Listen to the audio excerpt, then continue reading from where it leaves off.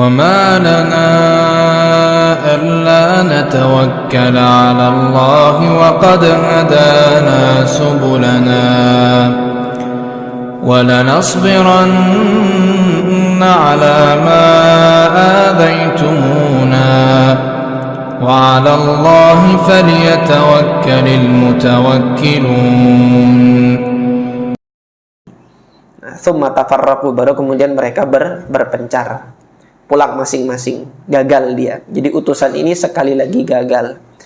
Kan antum melihat berapa kali mereka datang kepada Abu Talib, berapa kali mereka gagal, berapa kali mereka melakukan cara yang keras, kasar, berapa kali itu pula mereka gagal. Nggak ada satupun yang berhasil. Meskipun secara fisik mungkin berhasil untuk menyentuh Nabi Muhammad, tetapi menjadikan Nabi Muhammad berhenti dari dakwahnya, nggak ada yang berhasil satu pun. Tetapi dengan ketidakberhasilan mereka sekalipun untuk menghentikan dakwah Nabi Muhammad, kenapa mereka nggak berhenti-berhenti? Kenapa mereka nggak pernah menyerah? Maka yang jadi pelajaran kita hari ini, mereka itu sudah berlelah-lelah. Orang-orang kafir itu sudah lelah. Orang kafir itu juga sakit. Ini yang Allah Subhanahu wa taala kabarkan dalam Al-Qur'an. Kalau kalian itu merasa sakit gitu dalam agama ini, fa innahum ya'lamuna kama ta'lamun. Mereka itu juga merasakan sakit sama seperti yang kalian rasakan sakitnya itu, kata Allah Subhanahu wa taala. Tapi apa yang membedakan antara orang beriman dengan orang kafir itu apa? Wa tarjuna minallahi ma la yarjun. Engkau, hai orang-orang beriman, punya harapan kepada Allah Azza wa Jalla, sementara orang kafir tidak. Itu bedanya. Sakitnya sama sakit.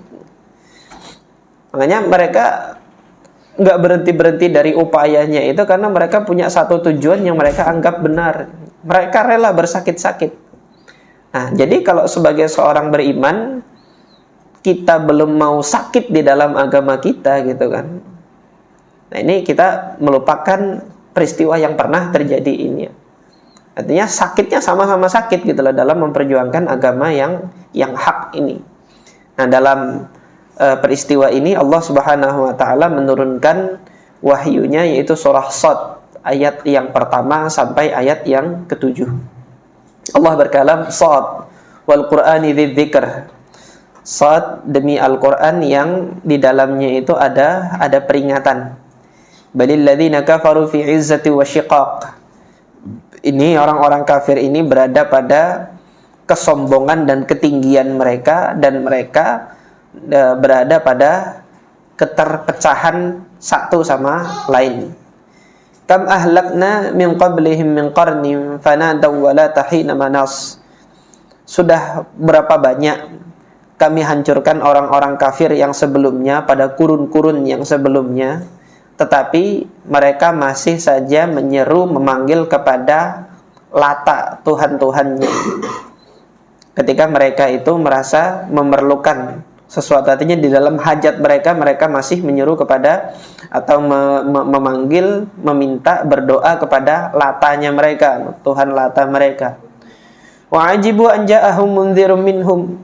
Ketika datang seorang yang memberi peringatan, mereka merasa ajaib dengan kedatangan orang tersebut. Wa qala al-kafiruna hadza sahirun kadzdzab. Justru orang-orang kafir ini mengatakan orang yang memberi peringatan ini adalah seorang penyihir dan pendusta. Mereka mengatakan, aja'alal alihata ilaha wahida. Apakah engkau menjadikan Tuhan-Tuhan kami yang banyak ini menjadi satu Tuhan saja gitu. Inna hadza la syai'un ujab. Ini adalah perkara yang ajaib. Ini langsung Allah turunkan ini di dalam Al-Qur'an, sebagaimana tadi kisah yang dituturkan oleh Imam Muhammad ibnu Ishaq. Wantalaqal mala'u minhum animshu wasbiru ala alihatikum. Akhirnya sebagian dari petinggi-petinggi mereka menyerukan kepada yang lainnya, imshu wasbiru, sudah lakukan saja dan bersabarlah kalian ala alihatikum, untuk menyembah Tuhan-Tuhan kalian ini. Inna hadza la syai'un yurad. Inna hadza la syai'un yurad. Inilah yang kita inginkan untuk kita lakukan. Ma sami'na bihadza fil millatil akhirah. kita tidak pernah mendengar agama yang dibawa orang ini di dalam agama-agama yang akhir-akhir ini. Inna hadza illa ikhtilaq. Yang ini hanya dibuat-buat oleh orang yang baru datang ini. Ini tuduhan orang-orang kafir Quraisy kepada ajaran Islam yang dibawa oleh Nabi Muhammad sallallahu alaihi wasallam. Ini masih apa? Gagal. Ketika mereka sudah gagal menyerukan, tidak bisa menggantikan dakwahnya Nabi Muhammad sallallahu alaihi wasallam, maka tibalah di tahun di mana Allah Subhanahu wa taala memberikan rasa sedih yang sesedih-sedihnya kepada Nabi Muhammad sallallahu alaihi wasallam, yang menyayat hati dan pribadi beliau alaihi salatu wassalam, yaitu wafatnya paman beliau yang dicintainya ini, Abu Thalib, dan disusul dengan wafatnya istri beliau yang tercinta, Ibunda Khadijah radhiyallahu anha. Pada pembahasan Amul Huzn atau tahun kesedihan, Syekh Shafiur Rahman Al-Mubarakfuri mengatakan wafatu Abi Thalib, wafatnya Abu Thalib. Alahal maradu bi Abi Thalib. Sakit itu semakin parah menimpa Abu Thalib. Falam yalbath an wafathul maniyah wa kanat wafatuhu fi Rajab sanata 10 minan nubuwah. Maka tidak lama berselang dari penyakitnya yang semakin parah itu, akhirnya kematian pun datang menghampirinya. Dan kematian atau wafatnya Abu Thalib ini terjadi di bulan Rajab, tahun yang ke-10 dari kenabian Nabi Muhammad sallallahu alaihi wasallam. Ba'dal khuruj min asy-syi'b bi 6 ashhur. Setelah keluar dari celah gunung beliau, karena pengepungan pemboikotan kemarin itu sekitar 6 bulan. Jadi 6 bulan setelah peristiwa pemboikotan, disitulah wafatnya Abu Thalib. Ini pendapat yang dipilih oleh Syekh Shafiur Rahman Al-Mubarakfuri. Wakila, ada pendapat lain yang menyatakan tuwfiya fi Ramadan. Ada yang menyatakan bulan Ramadan Abu Thalib ini wafat. Qabla wafati Khadijah radhiyallahu anha bi 3 ayyam. Sebelum kematian Khadijah, 3 hari berselang sebelum kematian Khadijah. Wa fi sahih, di dalam Sahih Al-Bukhari anil Musayyib, dari sahabat Nabi yang bernama Al-Musayyib. Al-Musayyib ini Ibn Hazn Ibn Abi Wahab Al-Qurashi Al-Makhzumi, salah seorang dari Quraisy dan menjadi sahabat Nabi.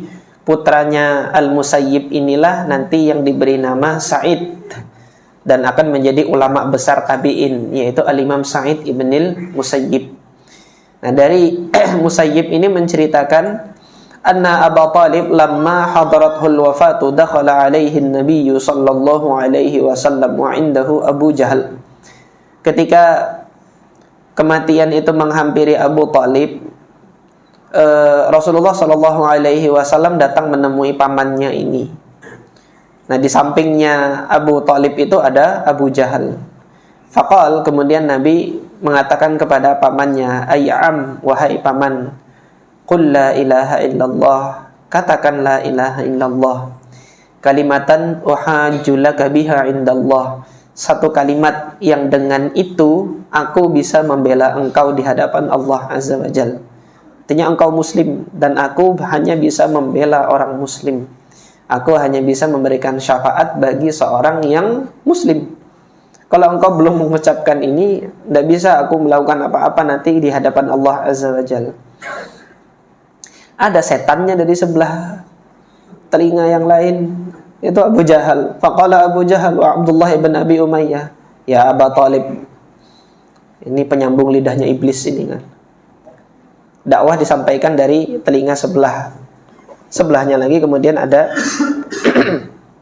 ada kalimat iblis yang disampaikan melalui lisannya orang satu ini. Apa kata? Wahai Abu Thalib, targhabu an millati Abdul Muttalib, kamu enggak suka dengan agamanya Abdul Muttalib ya, agama bapakmu sendiri itu. Falam yazala yukallimahu, dua ini masih membisiki terus, hatta qala akhira syai'in kallamahum bih, hingga Abu Thalib di akhir hayatnya mengatakan ala millati Abdul Muttalib. Dia mengatakan lebih memilih agamanya Abdul Muttalib daripada kalimat la ilaha illallah. Faqala Nabi sallallahu alaihi wasallam, maka Nabi sallallahu alaihi wasallam mengatakan apa? La astaghfiranna laka ma lam unha anka. Saya masih akan terus memintakan ampun bagi engkau wahai paman selama saya enggak dilarang sama Allah azza wajalla. Tapi kemudian Allah larang.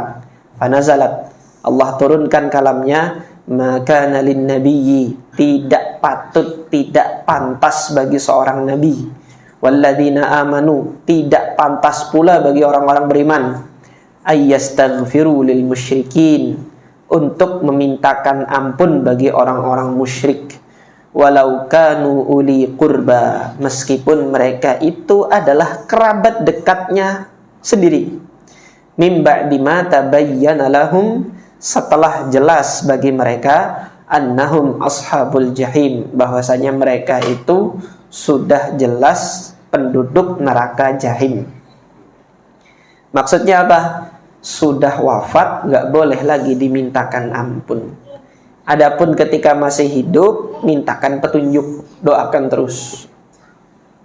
Ketika masih hidup kita nggak tahu, kan akhir hayat seseorang nanti yang menentukan dia itu ashabul jannah atau ashabul jahim. Dia wafatnya dalam keadaan Islam atau tidak dalam keadaan Islam. Kalau dia masih hidup, maka masih ada kesempatan untuk mendakwahi dan mendoakan. Ini masih boleh. Doakan terus kebaikan. Kalau kita menginginkan orang yang belum masuk Islam itu, kita inginkan dia masuk Islam nantinya, maka doakan terus. Nah, ketika sudah wafat dalam keadaan dia berpegang dengan agama selain Islam, setelah itu sudah nggak boleh kita doakan. Tidak boleh didoakan kebaikan, tidak boleh pula dicela. Jadi nggak boleh didoakan kebaikan, tidak boleh dicela juga gitu loh. Hal ini sebagaimana ketika Rasulullah Shallallahu Alaihi Wasallam pada peristiwa Fathu Makkah, anaknya Abu Jahal kan masuk Islam, Ikrimah. Ketika sudah masuk Islam, Ikrimah ini dibully gitu loh oleh kaum muslimin yang lainnya. Ibnu aduwillah, anaknya musuh Allah nih, anaknya musuh Allah nih. Maka di dalam hatinya Ikrimah tentunya apa? Terdetik satu rasa kekecewaan ketika dikatakan sebagai anaknya musuh Allah. Maka kemudian Nabi SAW mengatakan, la tasubbul amwat, jangan kamu hina orang yang sudah wafat. Fatu'dzul ahya, kamu akan menyakiti orang yang masih hidup, yaitu apa? Keluarga-keluarganya. Jangan kamu hina mereka yang sudah wafat. Kemudian ayat ini Allah Subhanahu wa taala turunkan, yaitu di surah At-Taubah ayat 113, dan juga Allah Subhanahu wa taala turunkan kalamnya surah Al-Qasas ayat 56. Innaka la tahdi man ahbabta. Engkau wahai Muhammad tidak punya wewenang untuk memberikan petunjuk kepada orang yang engkau cintai. Nah, ini hidayah yang demikian adalah hidayah mutlak milik Allah Subhanahu wa taala. Adapun hidayah dakwah itu Nabi Muhammad punya kewenangan. Artinya dalam hal ini kita masih diperintahkan untuk mendakwahi agar orang mendapatkan hidayah Allah Azza wa Jalla. Tetapi nanti keputusan hidayah tersebut itu masuk ke dalam relung hatinya, itu adalah keputusan mutlak milik Allah Azza wa Jalla, merupakan hak prerogatif Allah Subhanahu wa ta'ala. Nabi Muhammad aja nggak bisa ganggu gugat ini. Allah sudah berkehendak, ini pamanmu yang satu ini bukan ashabul jannah. Allah takdirkan dan wafatkan dalam keadaan dia berpegang dengan agama nenek moyangnya.